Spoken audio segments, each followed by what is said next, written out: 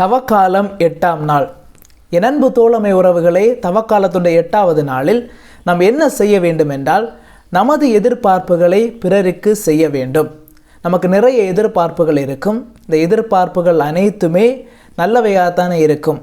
எனக்கு அதிகமாக கிடைக்க வேண்டும், என்னுடைய வாழ்க்கை மகிழ்ச்சியாக இருக்க வேண்டும், அமைதியாக இருக்க வேண்டும், நாம் விரும்பிய அனைத்துமே கிடைக்க வேண்டும் என்ற நல்லவையாகத்தான் இருக்கும். அதில் இந்த தீமையும் இருக்காது, தீய செயல்கள் இருக்காது, கெடுதல் இருக்காது. எனவே நாம் எதிர்பார்ப்பவற்றை பிறருக்கு நாம் செய்ய வேண்டும். இரண்டாவதாக நாம் எதை தவிர்க்க வேண்டும் என்றால், சந்தேகத்தை தவிர்க்க வேண்டும். அதாவது சந்தேகம் ஒருவருடைய வாழ்க்கையை முற்றிலுமாக மாற்றுகின்றது, ஒருவருடைய வாழ்வினுடைய உறவை முறியடிக்கின்றது. எனவே வாழ்விலே காணப்படுகின்ற சந்தேகத்தை நாம் மாற்ற வேண்டும். சந்தேகம் கொள்கின்ற பொழுது நாம் என்ன நினைக்கிறோம் என்றால், இது நடக்குமா நடக்காதா, முடியுமா முடியாதா, இது உண்மையா இல்லையா என்ற ஒரு மனநிலைக்கு தள்ளப்படுகின்றோம்.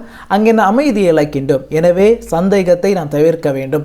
எனவே பிரியமானவர்களே, தவக்காலத்துடைய 8வது நாளில் நாம் என்ன செய்ய வேண்டும் என்றால், நாம் எதிர்பார்ப்பவற்றை பிறருக்கு செய்ய வேண்டும். இரண்டாவதாக நாம் எதை தவிர்க்க வேண்டும் என்றால், நம்முடைய வாழ்க்கையிலே காணப்படுகின்ற சந்தேகங்களை நாம் தவிர்க்க வேண்டும். எனவே இந்த வரத்திற்காக நாம் தொடர்ந்து மன்றாடுவோம். கடவுள் நம்மை நிறைவாக ஆசீர்வதிப்பார். ஆமென்.